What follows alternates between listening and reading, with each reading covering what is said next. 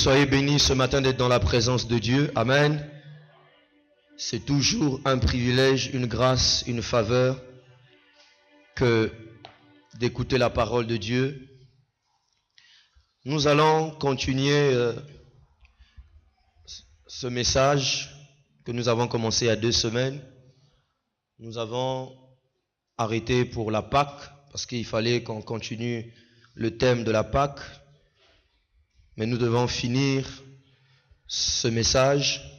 Nous prenons nos Bibles dans le livre de Matthieu. Matthieu chapitre 13. Matthieu chapitre 13. Donne-moi la clé.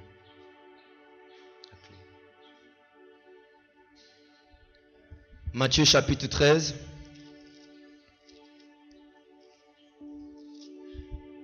Si vous vous souvenez, il y a 2 semaines, nous avons parlé du cœur sur le long du chemin.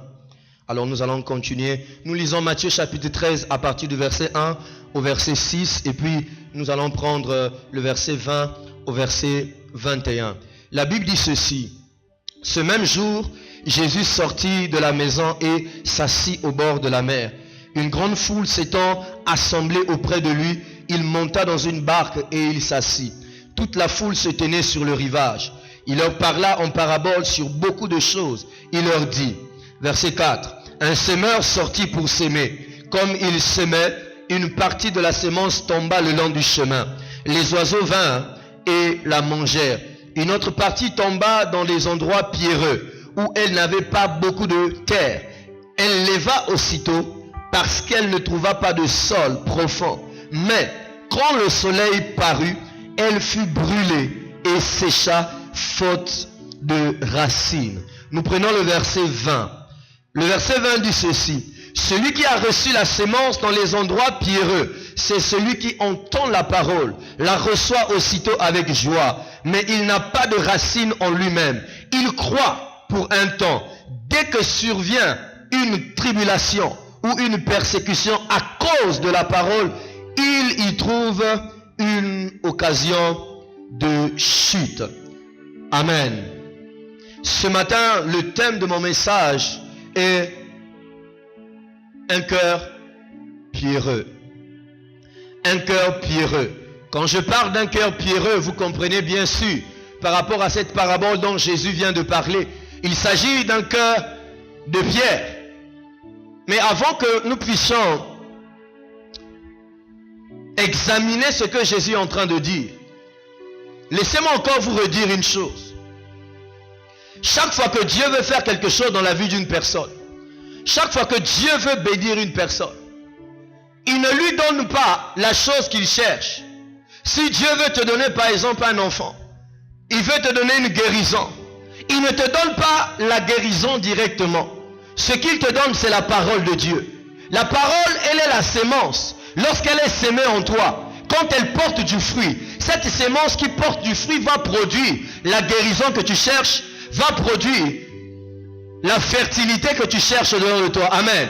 C'est pour ça que la Bible dit que Dieu envoya sa parole et sa parole les guérit. Donc chaque bénédiction, chaque faveur de Dieu que nous cherchons, au fait ne se cache que dans la parole de Dieu. Celui qui découvre la parole, celui qui comprend la parole, au fait a saisi toutes les grâces et toutes les bénédictions que Dieu veut donner. Mais malheureusement, nous sommes nombreux, des chrétiens, non seulement qui ne lisent pas la Bible, mais deuxièmement, parfois qui lisent la Bible, qui ne la comprennent pas, qui ne saisissent pas les bénédictions que Dieu a placées dans sa parole. Vous vous souviendrez, je vous ai dit un jour ici, que lorsque Dieu voulait bénir Josué, il ne lui a pas donné autre chose que la parole de Dieu. Et dans cette parabole, la Bible nous dit, le semeur sortit pour s'aimer. Une partie de la sémence tomba le long du chemin. Une autre partie tomba dans les endroits pierreux. Dans la suite, on nous dit une autre partie tomba dans les endroits où il y avait des épines. Une autre partie dans une bonne terre. Jésus veut nous montrer d'abord que lorsque Dieu envoie la parole dans laquelle se trouve la bénédiction, il ne choisit pas une catégorie de personnes sur qui il veut accorder cette bénédiction. Les faveurs de Dieu, Les bénédictions de Dieu sont disponibles pour tout le monde. Mais le problème, c'est quel type de cœur la parole de Dieu va trouver lorsqu'elle va tomber dans ta vie. Voilà pourquoi vous allez vous rendre compte d'une chose. Lorsque nous sommes là dans l'église, on peut tous écouter la même parole, les mêmes versets, les mêmes passages. Quand nous sortons du culte, certains sont transformés dans leur vie, d'autres ne le sont pas. Pourquoi? Alors que ça a été le même message, la même parole. Pourquoi? C'est simplement le type de cœur que nous avons et la manière que nous recevons la parole de Dieu. Je suis désolé de vous le dire. Ce matin, alors que nous sommes en Seigneur, ce message ne bénira pas tout le monde. Parce que chacun de nous en Seigneur, nous avons différents types de cœurs. Il y a des personnes, vous allez voir lorsqu'on prêche sur la bénédiction, ils se sont fortifiés, ils sortent, sa vie change. Mais pour d'autres, lorsqu'on y parle, ils restent toujours dans ces situations. C'est simplement le type de cœur que nous avons.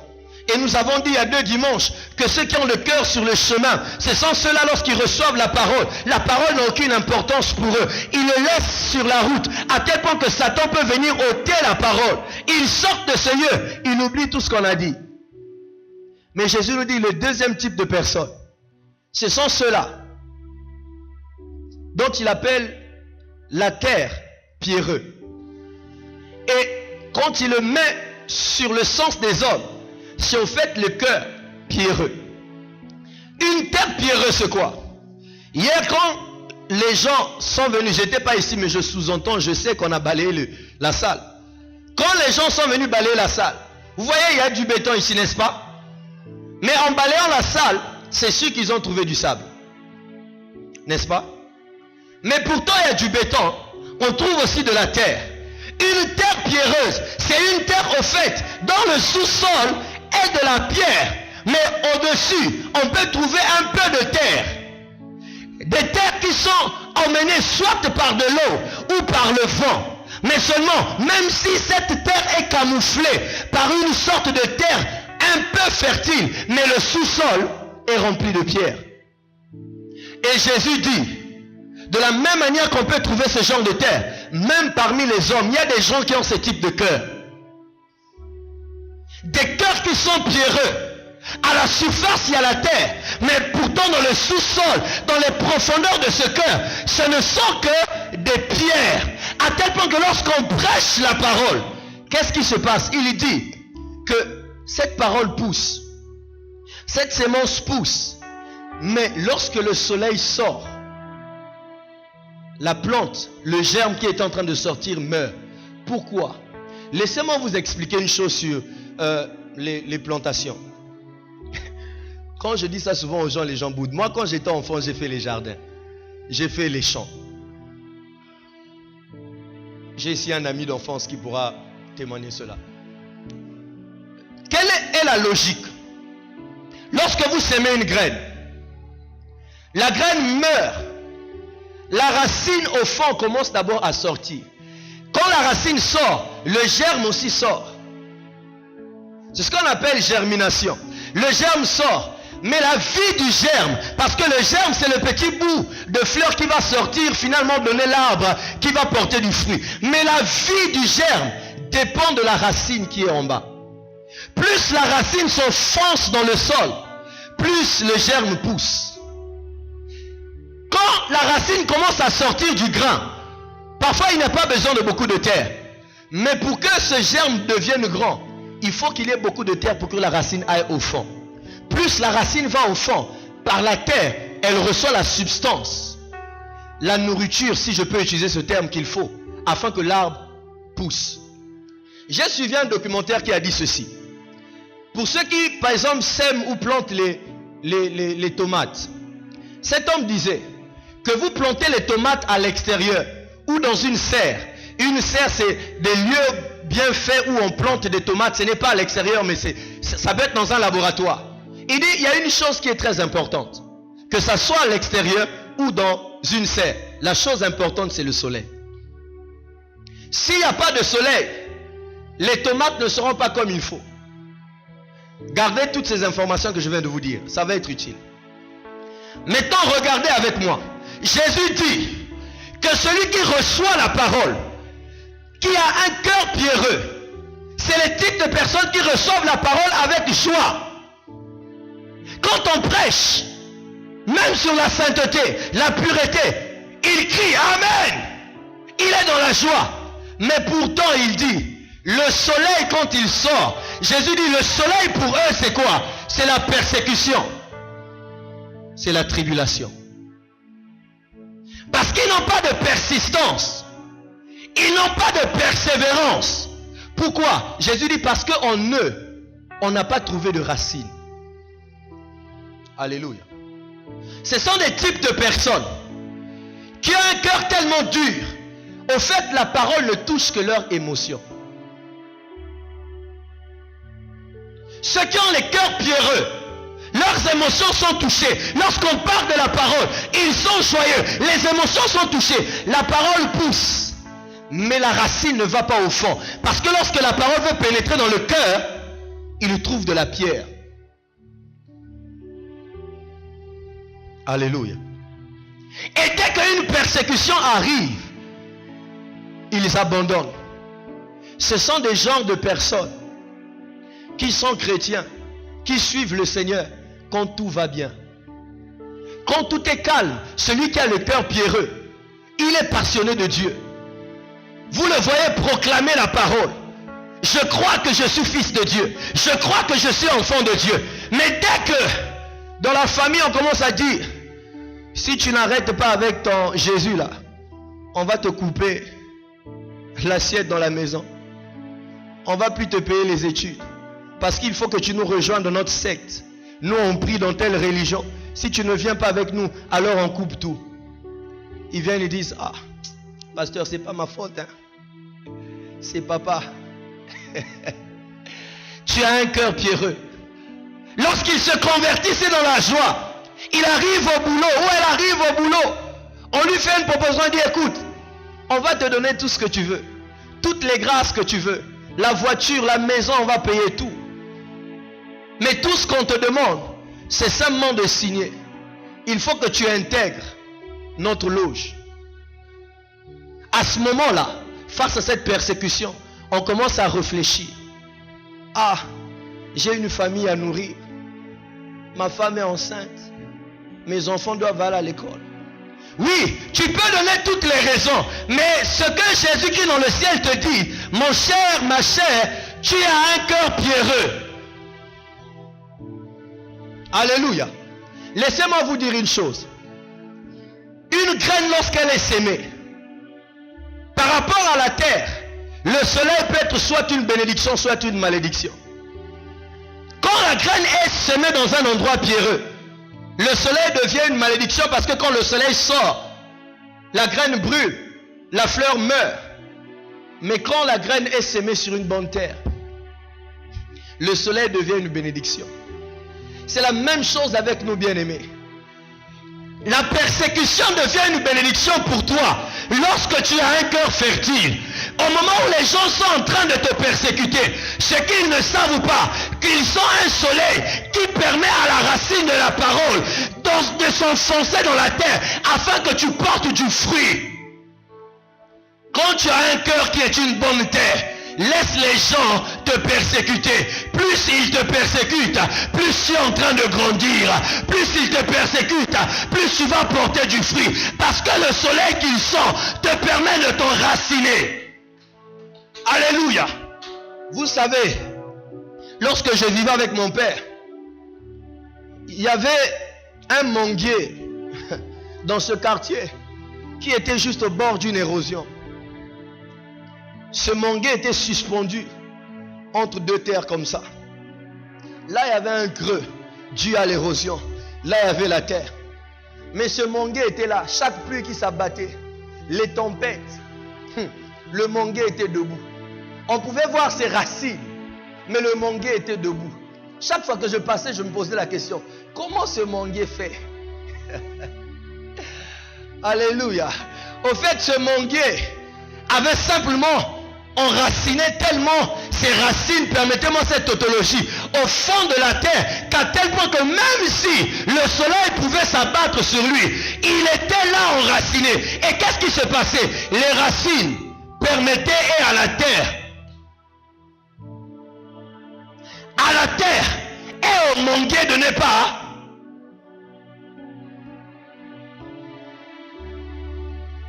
Est-ce que tu as les racines de la parole de Dieu au plus profond de ton cœur? Parce que quand la parole de Dieu est enracinée en toi, ton cœur est une bonne terre. Quand le vent vient, quand le soleil vient, ça permet aux fruits que tu viens de porter et à toi-même de rester debout et de ne pas chavirer. Mais si aujourd'hui, les chrétiens cèdent facilement à la persécution, pourquoi? C'est parce que la parole de Dieu n'est pas enracinée. La Bible déclare, bien aimé, que ceux qui veulent vivre pieusement avec Christ seront persécutés. Si vous croyez que lorsque vous venez à Christ, ne vous détrompez pas, mes bien-aimés, ne vous trompez pas. Même si on vous a prêché parce que vous aviez un problème, on est venu vous dire, viens à Jésus avec ton problème, il a la solution à ton problème. Je suis désolé de te dire, Jésus n'est pas d'abord la solution au problème que tu as. Jésus est d'abord la solution à ton âme qui a besoin du salut. Lorsque le salut entre dans ta vie, tous les problèmes que tu as seront résolus. Mais le problème, c'est que beaucoup de chrétiens viennent à l'église à cause de la solution à leurs problèmes. C'est là les personnes qui ont les cœurs pierreux. Ils ont des cœurs pierreux, pourquoi? Parce qu'ils ne cherchent pas véritablement Dieu. Ce n'est pas vraiment la parole qu'ils cherchent. Mais ils ont des problèmes au-dedans d'eux. Leur vie dépend de ces situations. À tel point que lorsque quelqu'un simplement essaie de toucher ce problème et lui dit, tu dois choisir entre la parole et la solution à ton problème, il lui dit, je choisis la solution à mes problèmes. Pourquoi est-ce que tu viens à l'église? Est-ce que tu viens chercher Dieu? Ou est-ce que tu viens parce que tu as des problèmes? Je voudrais dire à quelqu'un ce matin, vous allez vous rendre compte que la plupart des personnes qui viennent chercher Dieu pour résoudre leurs problèmes ne vivent jamais la résolution de leurs problèmes. Ce sont toujours des personnes qui sont là avec le même problème. Mais celui qui cherche Dieu, la Bible déclare, recherchez premièrement le royaume des cieux et toutes ces choses vous seront données par-dessus tout. Normalement, quand tu es chrétien, les bénédictions de la terre doivent te suivre. Ce n'est pas toi qui dois être en train de chercher. Ah, je suis à la recherche du mariage, je suis à la recherche de ceci. Non, ce sont les bénédictions qui doivent chercher. Oh, mais je ne vois pas un tel. Il est où je le cherche et il vient te rencontrer là où tu es en relation avec Dieu. Ne perds pas ton temps à venir à l'église parce que tu cherches la solution à un problème. Dieu n'est pas un féticheur. Dieu cherche des personnes qui ont une relation. Des gens qui cherchent une relation avec eux. Des gens qui font de lui ses délices. Quand je viens à l'église, que ça ne soit pas parce que j'ai un problème à la maison, mais je viens parce que l'amour que j'ai pour Dieu m'attire dans sa présence. Je vais l'adorer et lui s'occupe de tous mes problèmes parce qu'il dit dans sa parole qu'il se chargera de tous mes soucis. Alors moi, tout ce que j'ai à faire, ma recherche à moi, c'est Dieu. Mon focus, c'est Dieu. Que je cherche Dieu. C'est pour ça que beaucoup de chrétiens vont aller en enfer. Parce que pourquoi? Ils ne cherchent pas Dieu, mais ils cherchent les choses de ce monde. Tu as un cœur pierreux. La parole de Dieu, tu l'écoutes. Lorsqu'on parle de sanctification, toi, ce n'est pas ton message. Lorsqu'on parle d'humilité, toi, ce n'est pas ton message. Tu veux qu'on te parle de, oh, vous allez être bénis. Je vois 2 voitures. Je vois que tu vas acheter un avion. Tu peux acheter un avion et pendant que tu es au ciel, tu vas embaucher un chrétien qui devient pilote. Le jour que Jésus revient, tu es au ciel en train de t'égayer. Ah, je suis le chrétien qui est à l'avion, vivant dans le péché, vivant dans l'impureté. Le chrétien qui est pilote va au ciel. Crash. Cherche premièrement le royaume des cieux. Bien-aimé, mais tu dois veiller à ce que le plus profond de ton cœur, my God, le plus profond de ton cœur soit assoiffé de Dieu, soit disponible pour être touché par la main de Dieu. C'est ce que Dieu cherche, ton cœur. Lorsque le peuple d'Israël était dans le désert, quels étaient les pleurs de Dieu tout le temps? Il disait à Moïse, regarde ce peuple, comment ils se sont endurcis. Leur cœur est endurci, malgré tout ce qu'ils ont vu. Mais tout ce qu'ils cherchent, ce sont les choses terrestres.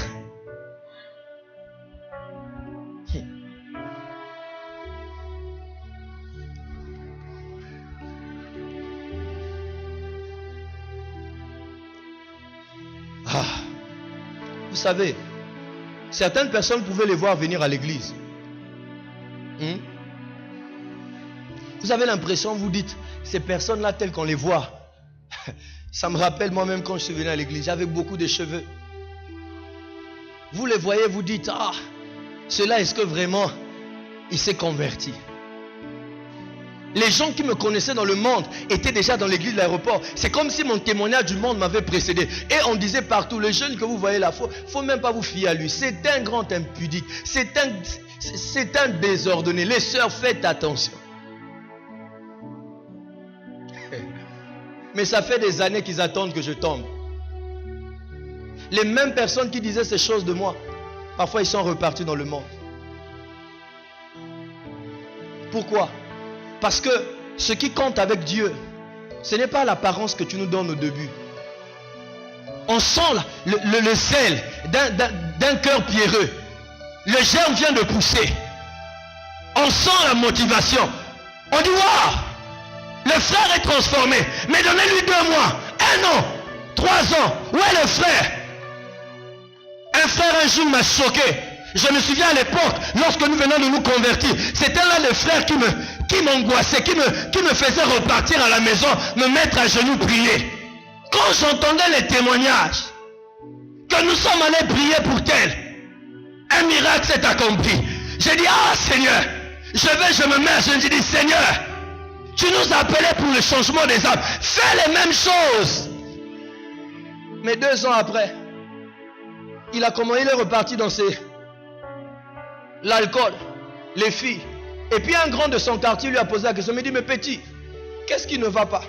Tu étais zélé là. Écoutez ce que lui dit en lingala. Vieux, Isaac, il faut départ. Faux départ. Le cœur est pierreux. Bien aimé, ma prière ce matin, c'est que au sortir de cette salle, c'est que tu prennes conscience de quel type de cœur tu as. Est-ce que la parole de Dieu trouve la place à pénétrer au plus profond de toi? Laissez-moi vous dire une chose qui me choque. Je suis étonné chaque fois que je vois parfois certaines choses qui sont prêchées, mais les mêmes choses reviennent dans la vie des personnes. Malgré qu'on le prêche 1000 fois, 10 000 fois. Dieu lui parle de quelque chose maintenant. Il essaie de faire aujourd'hui, demain. Il repart encore. Malgré qu'on le prêche. Ce n'est pas la parole de Dieu qui n'est pas puissante. Ce n'est pas que Dieu ne lui a pas parlé. Au fait, c'est son cœur qui est pierreux. Son cœur fait pousser juste pour un moment la parole de Dieu. Mais quand le soleil s'abat, lorsqu'il regarde les situations autour de lui, il repart encore à ce qu'il faisait avant. Il repart encore à ce cœur dur.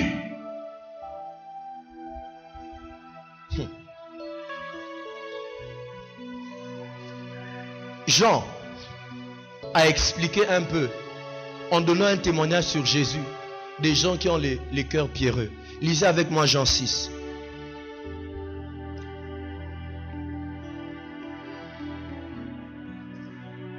Jean 6, verset 23.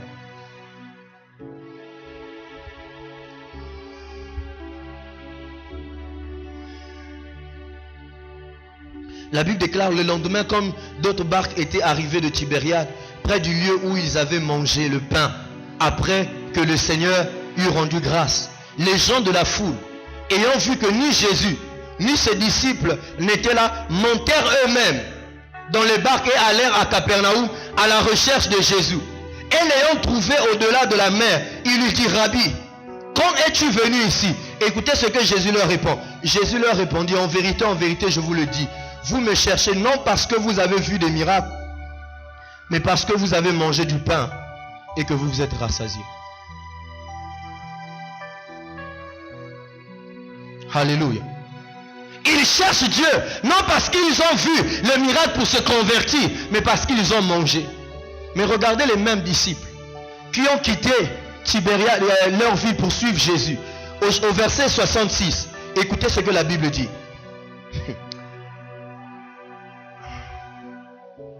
La Bible dit, on peut commencer au verset 65. Et il ajouta, c'est-à-dire Jésus, c'est pourquoi je vous ai dit que nul ne peut venir à moi s'il ne lui a été donné par le Père. Et puis la Bible dit au verset 66, dès ce moment, plusieurs de ses disciples se retirèrent. Ils n'allaient plus avec lui. Jésus donc dit aux 12, et vous, ne voulez-vous pas aussi vous en aller? Toujours cet homme. Simon-Pierre lui répondit, Seigneur, à qui irions-nous? Tu as les paroles de la vie éternelle.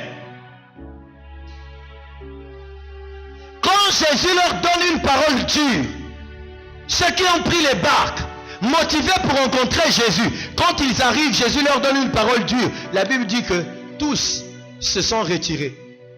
Jésus est resté seulement avec les 12. Il dit aux 12, et vous, Pierre, cet homme, lorsqu'on lit l'histoire, on peut dire, de tous les disciples, celui qu'on voit, qui sûrement ne va pas rentrer au ciel, c'est Pierre. Parce qu'il est trop. Mais pourtant cet homme dit, il répond à la place de tous les disciples, Seigneur, où est-ce que nous allons aller? C'est toi qui as les paroles de la vie éternelle. C'est pour lui dire, si nous te suivons, c'est pas parce que tu nous donnes à manger. Si nous te suivons, c'est pas parce que tu nous guéris. Mais nous te suivons parce que tu as les paroles de la vie éternelle. Et on sent de telles personnes que la parole est en train d'entrer dans leur cœur, à tel point que le jour que Pierre chute, il est prêt à se relever, de continuer la marche. Mais Judas, qui était toujours calme, on pouvait dire l'homme le plus saint,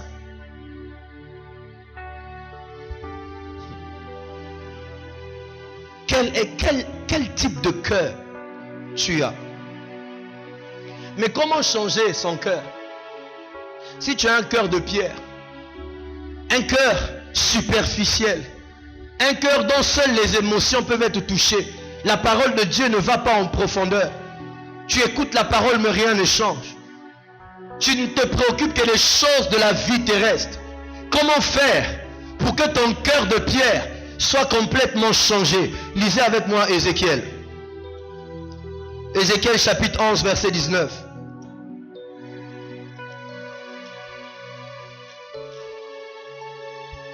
Ézéchiel 11, 19. C'est Dieu qui parle, il dit,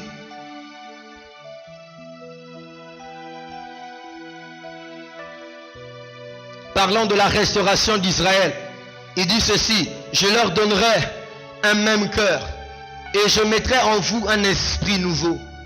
J'ôterai de leur cœur, de leur corps, le cœur de pierre et je leur donnerai un cœur de chair.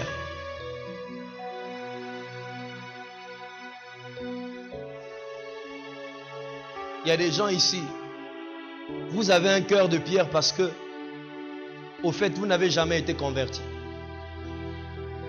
Jésus n'a jamais eu accès à votre cœur.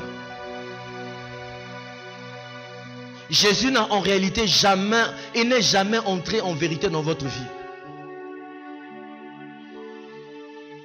L'une des choses que je déplore, bien aimé, dans la vie chrétienne, il y a des gens avec qui tu parles, quand tu l'écoutes, tu frémis au-dedans de toi parce que tu te dis, hey, cette personne se dit qu'elle est chrétienne alors qu'elle ne sait pas qu'elle va en enfer. Au fait, elle n'a jamais rencontré Jésus. Ce qui fait ton christianisme ou le fait que tu sois sauvé, ce n'est pas le fait que tu sois dans une église, même pas le fait que tu sois baptisé, bien aimé. Est-ce que tu as un cœur de chair? Un cœur de chair, c'est un cœur qui a vraiment été touché par la parole de Dieu, transformé par la parole de Dieu. Et chaque fois que Dieu te touche par sa parole, le cœur saigne. Un homme de Dieu a dit ceci, lorsque le cœur cesse de saigner, c'est que Dieu est déjà loin. Combien de fois la parole de Dieu te fait saigner le cœur? Lorsqu'on prêche la parole, est-ce que tu sens que ton cœur est concerné? Tu te sens touché à tel point que tu es même capable de pleurer? Mais aujourd'hui, nous avons les chrétiens du 21e siècle. Des gens qui viennent non pas avec leur cœur, mais avec leur tête. Ils écoutent la parole avec la tête. Les émotions sont touchées. La parole s'arrête dans la tête. Et pendant parfois que je suis en train de prêcher ici, quand je fais une erreur de français, au lieu d'écouter la parole, tu dis, oh, pasteur, là on dit le, pas là.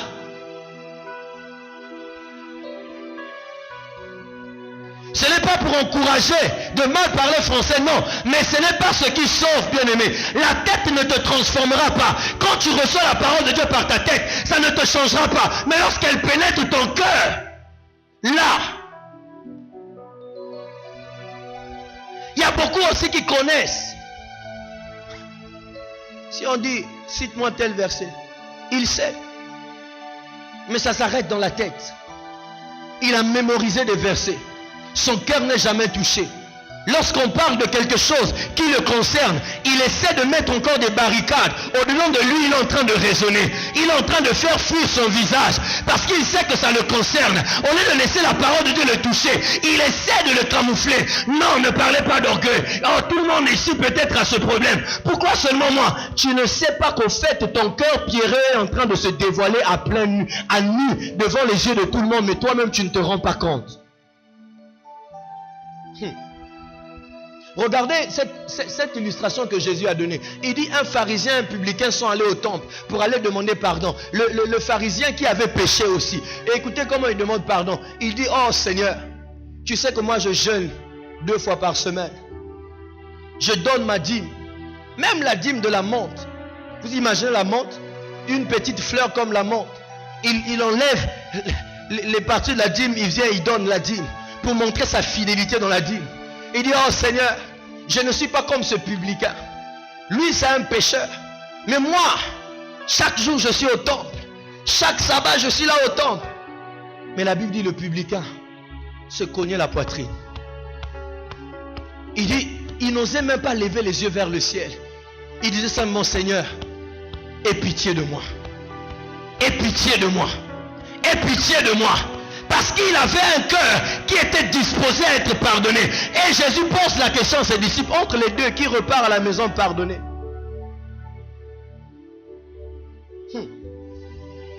Quel type de cœur tu as, bien-aimé? Le sous-sol de ton cœur, il est comment?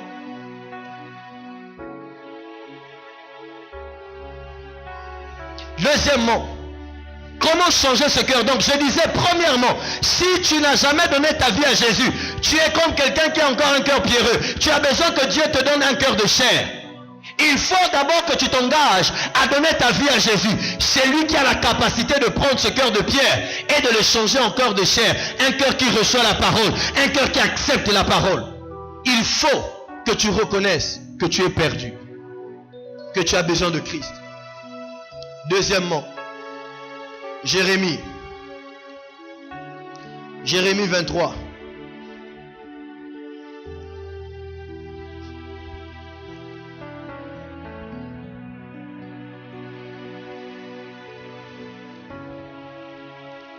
Jérémie 23, versets 26 à 29. La Bible dit ceci. Jusqu'à quand ces prophètes veulent-ils prophétiser le mensonge, prophétiser la tromperie de leur cœur?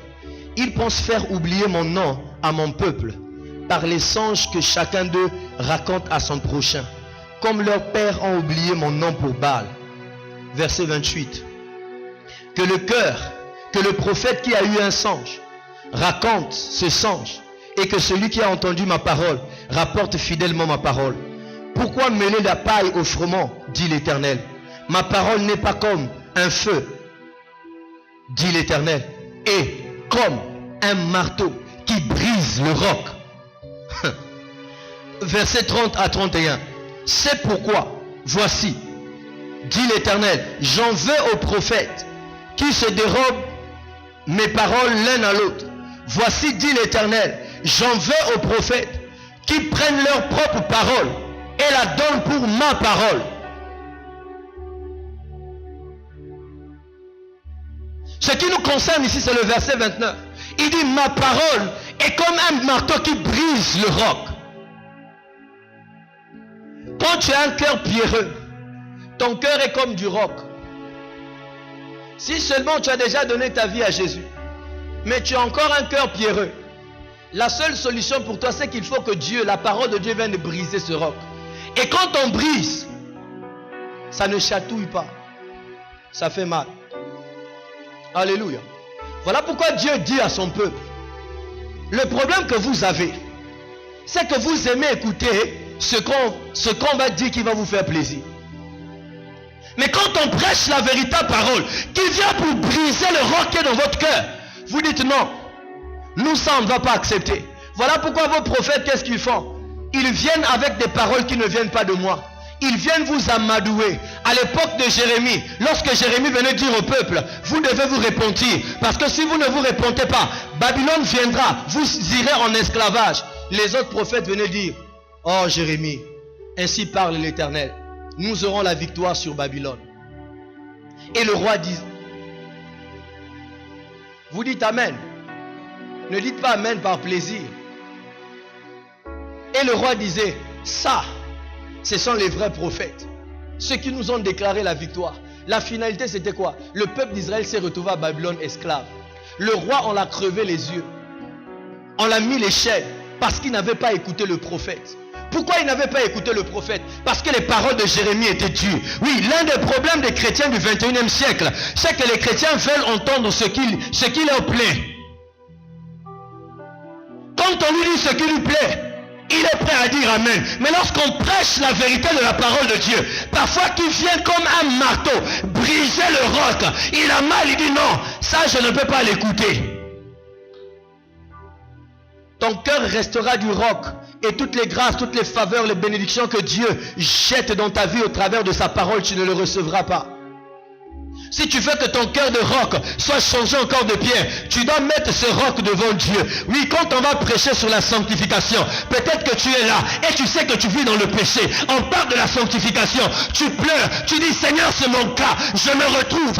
Tu demandes pardon, tu abandonnes. On parle de tel péché, tu te retrouves. On parle de tel vice, tu te retrouves. Mais tu laisses ton cœur être martelé par la puissance de la parole de Dieu. Ne sois pas le genre de chrétien. Lorsqu'on parle de la vérité de la parole, toi tu commences à vouloir raisonner. Tu commences à dire, oh ce pasteur, comme une maman est venue me voir à l'époque à l'aéroport, alors que j'étais responsable de la jeunesse, elle vient me voir et me dit, frère Yannick, mais ma fille est venue me voir pour me dire comment vous à la jeunesse là-bas, chaque lundi vous ne prêchez que la sainteté. Est-ce que vous ne pouvez pas changer le message? Je lui ai dit, maman, je suis désolé. Si ta fille vient se plaindre chez toi, c'est qu'elle est dans le péché. Va lui dire de se repentir. La sainteté est le message que nous devons prêcher. Si elle veut aller en enfer, qu'elle aille en enfer. Ces jeunes qui sont là ont besoin du ciel. Alors on continuera à prêcher la sainteté. On ne peut pas diluer le message pour faire plaisir aux hommes. Et je ne diluerai pas le message pour vous faire plaisir, bien-aimés. Ça, je vous le rassure. Je ne diluerai jamais le message de Dieu. Et si quelqu'un ne veut pas accepter la parole, papa, va là où on va te dire les bonnes aventures. Ici, c'est la parole et la parole. Parce que Dieu cherche nos cœurs. Il n'a pas besoin des fantaisies que nous venons de faire. Combien de gens sont devenus forts dans les églises? Font semblant d'être dans la sanctification. Parfois trouvent des moyens, parce qu'ils ont des moyens. Ils cherchent à être la personne qui donne le plus, en se disant, c'est sûr que le pasteur va me mettre dans le comité. C'est sûr, quand je ferai ce que je veux. Mais j'ai aimé un témoignage un jour. Un homme était dans l'adultère. Et dans l'église où il était même responsable. Les dimanches, il montait sur la chaire. On lui donne les annonces. On lui donne ceci. Un jour, je ne sais pas, il a rencontré un homme de Dieu qui parlait avec lui. Cet homme de Dieu lui pose la question, mon frère, est-ce que tu marches dans la sanctification? Tu es dans une belle voiture, tu es bien habillé, mais est-ce que tu es dans la sanctification? Le monsieur touché par l'Esprit de Dieu, le pasteur lui a parlé, il est reparti voir son pasteur, dire à son pasteur, à partir d'aujourd'hui, je suis désolé pasteur, je quitte l'église. Pourquoi? Il dit au pasteur, parce que je me rends compte que tu aimes mon argent, mais tu ne m'aimes pas. Et les chrétiens aiment ça. Qu'on aime leur argent, qu'on ne les aime pas. Il est parti de l'église. Pourquoi? Parce que son pasteur savait qu'il était dans l'adultère, mais son pasteur ne lui disait rien du tout. Oh, voilà pourquoi j'aime mon père spirituel. Oh, cet homme m'a tellement donné. Je me souviens de ce jour, je pense en avoir parlé ici. Il était prêt à dire à une femme qui était dans l'église. Cette femme était la femme la plus riche de l'église. Et lui a dit en face, ma soeur, tu es dans le péché, tu dois te repentir. Je te le dis, le dimanche prochain, je veux prêcher seulement sur toi. Et il lui a dit en face, mais j'ai aimé aussi cette maman. Elle a pleuré, elle a dit, pasteur, je reconnais mes péchés. Malgré ses comptes en banque, elle s'est humiliée. Elle a dit, pasteur, je me répands et j'abandonne le péché. Nous avons besoin de ce type de personnes qui laissent leur cœur être martelé par la parole de Dieu. Mon souhait, ce n'est pas que lorsque j'arrive au ciel, je commence à chercher où est le frère untel. On me fait voir, regarde, il est là-bas en enfer. Où est la sœur untel? Il est là-bas en enfer. Non, bien-aimé. Ayant des cœurs qui sont saisis par la parole de Dieu. Si la parole de Dieu n'arrive pas à pénétrer nos cœurs, nous ne pourrons pas avoir porté du fruit qui est la vie de Dieu au-dedans de nous. C'est pour cela que beaucoup de chrétiens n'arrivent pas à vivre la vie chrétienne. Surtout les jeunes tels que vous êtes. Vous allez à l'école facilement influencés par les amis qui se livrent au copinage, à l'impudicité. Toi aussi tu es jeune, tu te livres à ça. Pourquoi? Parce que la parole de Dieu ne porte pas du fruit en toi. Quand la parole porte du fruit en toi, elle porte le fruit de la sainteté. C'est ton cœur qui empêche à la parole de Dieu de manifester la sainteté dans ta vie. Tu peux être dans un milieu où tout le monde est en train de vivre dans le péché. Mais quand la parole de Dieu porte du fruit en toi, tu resteras le seul. Comme Lot, tout le monde est corrompu, mais moi je resterai le seul. Tu peux être dans une entreprise, tous ils font des choses qui ne glorifient pas Dieu, mais tu diras, moi je serai le seul. Tu peux être dans un lieu, tous se corrompent, ils vont tous à l'église, mais un pied dedans, un pied dehors, tu diras, non, moi je ferai l'exception. Et je voudrais vous dire une chose, Dieu fait exception pour ceux qui font exception dans leur vie. Si tu veux être monsieur tout le monde, Dieu te traitera aussi comme monsieur tout le monde. C'est pour ça que je disais aux jeunes le vendredi, ne cherchez pas à vivre la puissance de Dieu dans vos vies. Lorsque vos mains vont toucher n'importe quoi, tu vas toucher un corps qui ne t'appartient pas.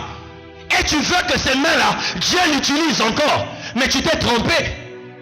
Tu veux que lorsque tu parles de Jésus, les gens pleurent, mais pourtant tes lèvres vont se poser sur n'importe quelle lèvre. Tu veux que Dieu l'utilise, tu te trompes. Tu te trompes. Ça devait te faire pleurer, maman. Ça ne devait pas te faire rire. On se trompe, bien-aimé. Ceux qui se font se regardent comme des personnes exceptionnelles. Dieu les utilise de manière aussi exceptionnelle. Dieu se manifeste dans leur vie de manière exceptionnelle. Pourquoi tu veux avoir la bénédiction de la parole de Dieu lorsque toi-même tu ne te considères pas comme une bénédiction? Tu te considères comme un chiffon, comme une poubelle. Tu vas te jeter n'importe où. Et tu veux que Dieu déverse de l'eau propre dans un contenu sale. Non, bien-aimé. Voilà pourquoi je dis toujours, je suis à la fin de mon message. Ce n'est pas que Dieu me l'a dit. C'est peut-être même pas écrit dans la Bible. Mais je crois que même au ciel, Dieu fera la différence entre les chrétiens qui se sont conservés purs toute leur vie et ceux qui, en cours du chemin, ne font que tomber. Même si tu entres au ciel à la dernière minute parce que tu t'es repenti, Dieu ne peut pas accepter que quelqu'un, une femme ou une fille qui s'est conservée pure, elle s'est mariée, elle n'a jamais connu d'homme, elle rentre au ciel. Et elle n'a jamais trompé son mari. Et toi, pendant que tu étais chrétien, tu livrais ton corps à n'importe qui. Et quand vous arrivez au ciel, Dieu vous traite de la même manière. Non. Notre Dieu n'est pas un Dieu injuste.